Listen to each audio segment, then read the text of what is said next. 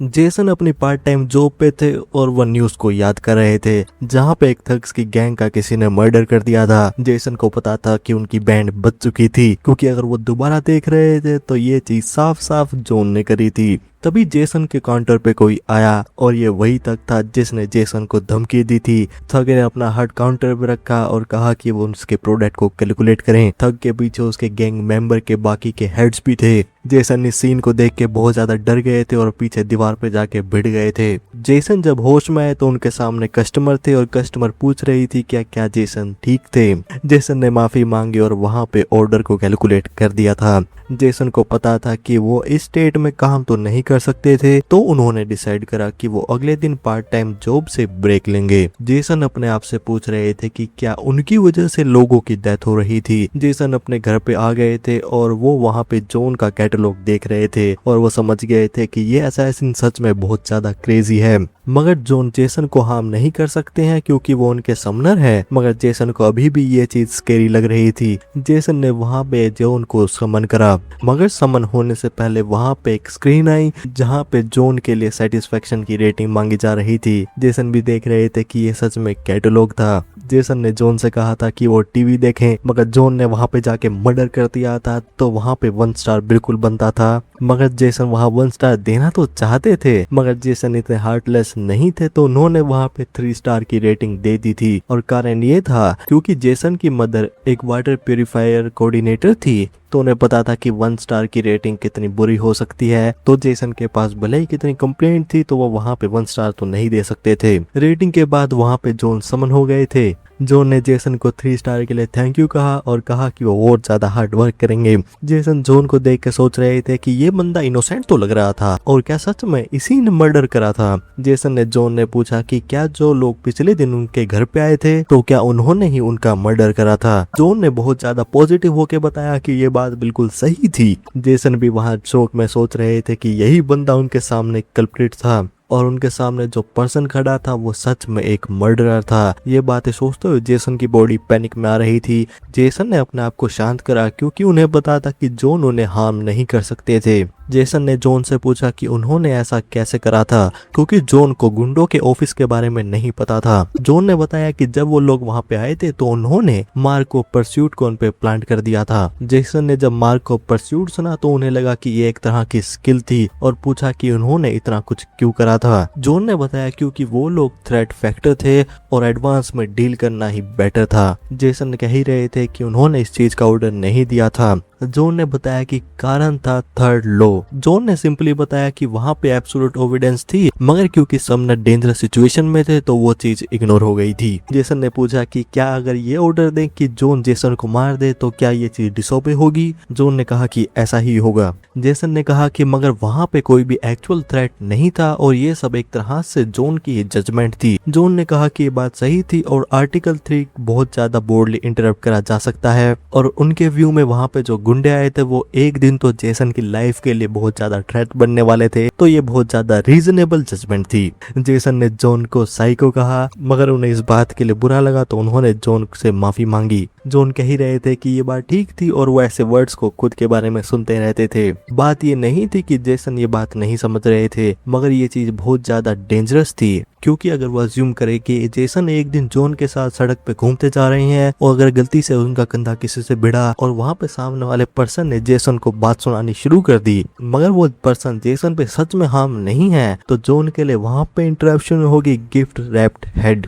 Jason ये बात सोचते हुए बहुत ज्यादा पैनिक और डरते हुए आ रहे थे। जॉन वहाँ पे फ्लोर पे बैठ गए और कहा कि यहाँ पे वो गलत थे। जेसन ने कहा कि वो बैठ क्यों रहे थे और वो खड़े हों, और उनकी बात सुनने के लिए कहा कि मर्डर उनके सेक के लिए नहीं था, और ये बात भी हो सकती थी कि वो यहाँ पे इस चीज की वजह से डिफिकल्ट सिचुएशन में भी आ सकते थे। जॉन ने कहा कि किसी को भी इस बारे में पता नहीं चलेगा। जेसन ने कहा कि वो ये चीज दोबारा नहीं करेंगे। जॉन ने कहा कि वो गारंटी तो नहीं दे सकते थे। जेसन ने प्रॉमिस करने के लिए कहा, और वो लोगों को सिर्फ स्पेकुलेशन के बेस पे नहीं मार सकते हैं। जॉन ने वहाँ सल्यूट करते हुए कहा कि वो अच्छी तरह से जजमेंट करेंगे। जेसन भी देख रहे थे कि जॉन के आंसर भी बहुत ज्यादा एनर्जेटिक थे, और जॉन से कहा कि अब वो वापस जा सकते थे। जॉन ने वहाँ पे जाने से पहले जेसन से ये पूछा कि क्या वो टावर को क्लाइंब नहीं करने वाले थे। जेसन को भी पता था कि टावर को क्लाइंब करना once in a life time opportunity थी, मगर सच ये था कि जेसन बहुत ज्यादा डरे हुए थे और वो जगह बहुत ज्यादा डेंजरस थी और वो जेसन वहाँ पे मर भी सकते थे। जेसन ने जॉन से पूछा कि क्या वहाँ पे और कोई भी समनर था जो जॉन को उनकी तरह समन कर सकता था। जॉन ने बताया कि ऐसा कोई था और वो पर्सन बहुत ज्यादा स्ट्रोंग था और बहुत ज्यादा ब्रेव था। जेसन इस चीज पे अशेम्ड फील कर रहे थे क्योंकि जॉन की एबिलिटी वर्ल्ड को सेव करने के लिए इस्तेमाल हो रही थी, मगर जेसन ने कहा कि उनमें इतनी ज्यादा हिम्मत नहीं थी कि वो अपनी लाइफ को रिस्क में डाल सके। जॉन बात कह ही रहे थे, जेसन ने कहा कि उन्हें पता था कि वो बहुत ज्यादा डरपोक थे। तभी जॉन ने कहा कि जेसन सबसे बेस्ट समनर थे। ये बात जेसन ने बिल्कुल भी एक्सपेक्ट नहीं करी थी। जॉन ने जेसन से कहा कि एक समनर के लिए बेस्ट चीज यही है और वो है सेफ्टी फर्स्ट। जेसन कंफ्यूज होके एग्री कर रहे थे। जॉन ने कहा कि ब्रेव होना पॉइजन है और एक ब्रेव समनर बहुत ज्यादा डेंजरस होता है क्योंकि कभी भी पता नहीं होता है कि वो कब मर जाएगा और अगर समनर मरता है तो उनके समन वापस नहीं आ सकते हैं। जेसन भी देख रहे थे कि यहाँ लॉजिक किस तरह चल रहा था। जॉन ने कहा कि वो चिंता ना करे और वहाँ पे सभी काम वो करेंगे और जॉन से कहा कि वो सेफ प्ले करे और बहुत ज्यादा लंबी उम्र तक जिए। ये बात चिंता करते हुए कि क्या जेसन टावर को क्लाइंब ना करे या ना करें, जेसन वहाँ सो गए थे और उठने के बाद फिर से सोच रहे थे कि टावर को क्या वो क्लाइंब कर सकते थे क्योंकि वहाँ थग्स के साथ साथ उनका डेप्थ भी चला गया था, तो वो वहाँ पे सेफ प्ले करेंगे और ऑर्डिनरी काम करेंगे क्योंकि अगर वो उनकी लाइफ ऐसे ही लिव करते रहे तो सब कुछ बेटर होने वाला था। तभी जेसन का फोन रिंग हुआ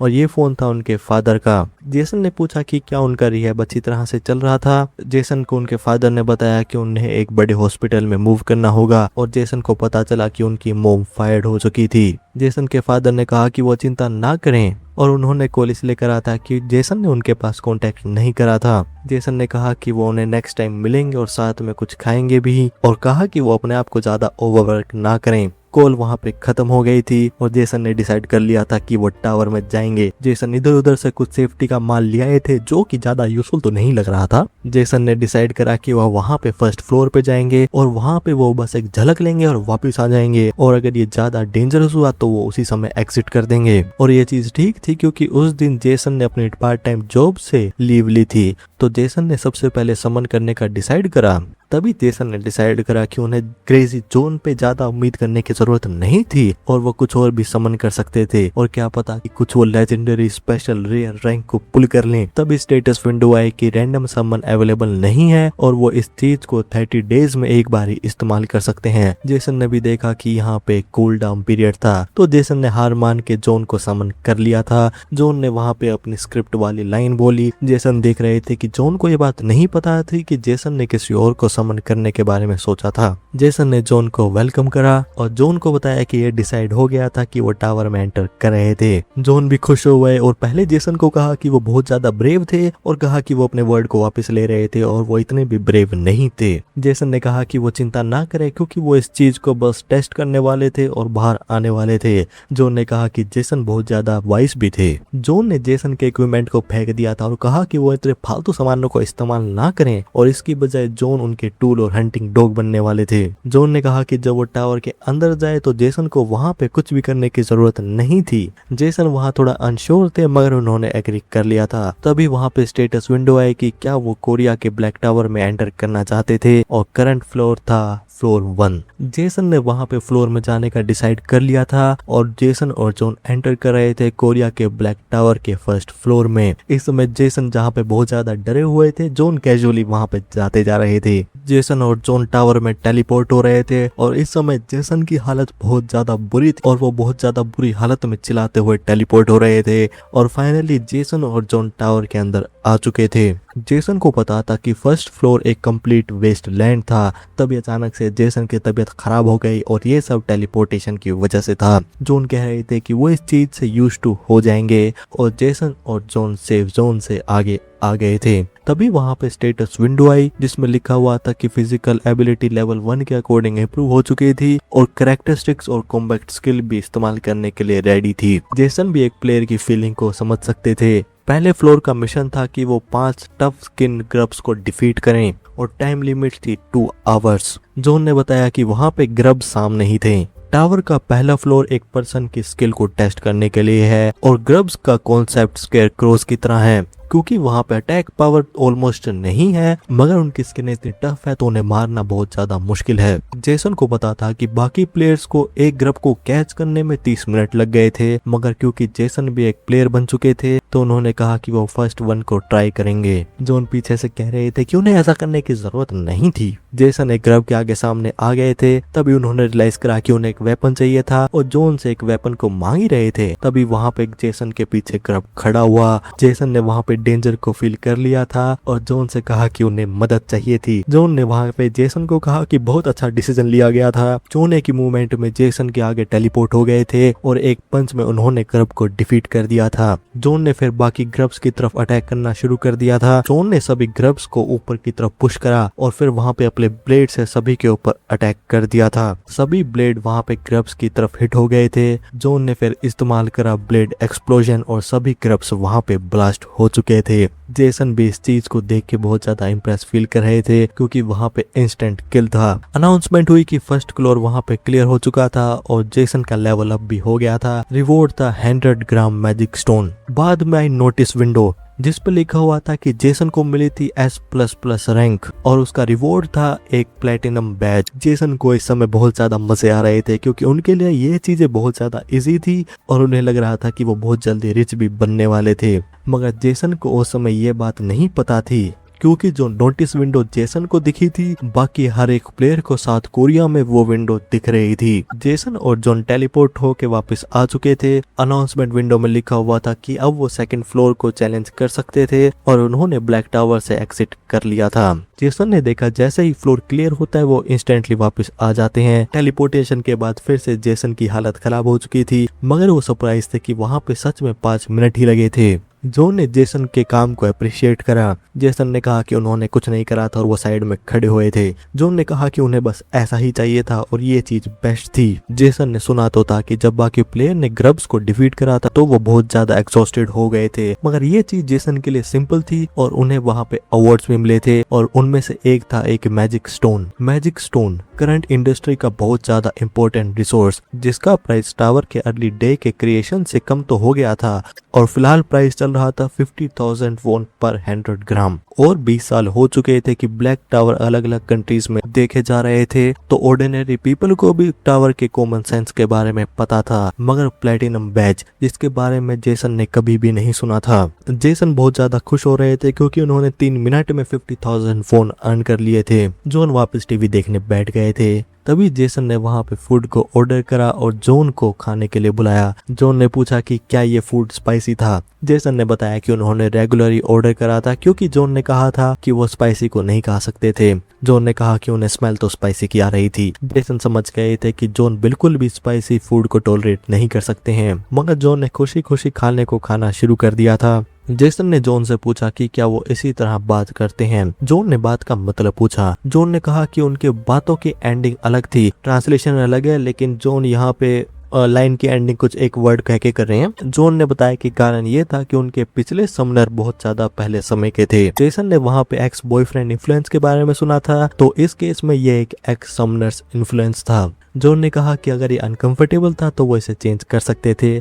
जेसन ने कहा कि ऐसी जरूरत नहीं थी और ये चीज सुनने में मजेदार थी। जेसन और जोन वहां पे हंस रहे थे और जेसन वहां पे एक चीज को लेकर सर्टेन हो गए थे कि जोन बिल्कुल भी डेंजरस नहीं थे और साथ में टावर को क्लाइम करना उनके लिए पॉसिबल था। अगले दिन की सुबह पे जेसन ने वहां पे अपना अल्फा मेल डेली रूटीन वहां पे पोस्टर बना के दीवार पे चिपका दिया था और वहां पे था कन्वीनियंस स्टोर दिन में, चारकोल ग्रिल रेस्टोरेंट रात में। जेसन ने डिसाइड करा था कि वो इन दोनों के बीच में लेबर पार्ट टाइम जॉब को नहीं करेंगे, बजाय कि वो घर पे आके टावर को क्लियर करेंगे, वो भी जोन के साथ, क्योंकि अकेले जेसन से ये चीज तो नहीं होनी थी। जेसन ने फिर जोन को वहां पे समन कर लिया था। जोन खुश थे क्योंकि उन्हें 5 स्टार दिए गए थे। जेसन ने कहा कि अगर वो उन्हें 10 दे सकते थे तो वो भी दे देंगे। जेसन ने जोन से पूछा कि क्या सेटिस्फेक्शन रेटिंग इंपॉर्टेंट है। जोन ने बताया कि जितनी रेटिंग बेटर होगी उतने ज्यादा बेनिफिट बढ़ेंगे और वहां पे मैनिफेस्टेशन टाइम और रैंक इंक्रीज होगी, साथ ही में रिसीव कॉल्स भी इंक्रीज होने का चांस था। ये बातें होने के बाद जोन और जेसन ने टावर में एंटर कर लिया था और इस बार था सेकंड फ्लोर। सेकंड फ्लोर पे जो मोस्टर थे वो अभी भी ग्रब्स थे, लेकिन इस बार ग्रब्स की स्पीड बहुत ज्यादा फास्ट थी।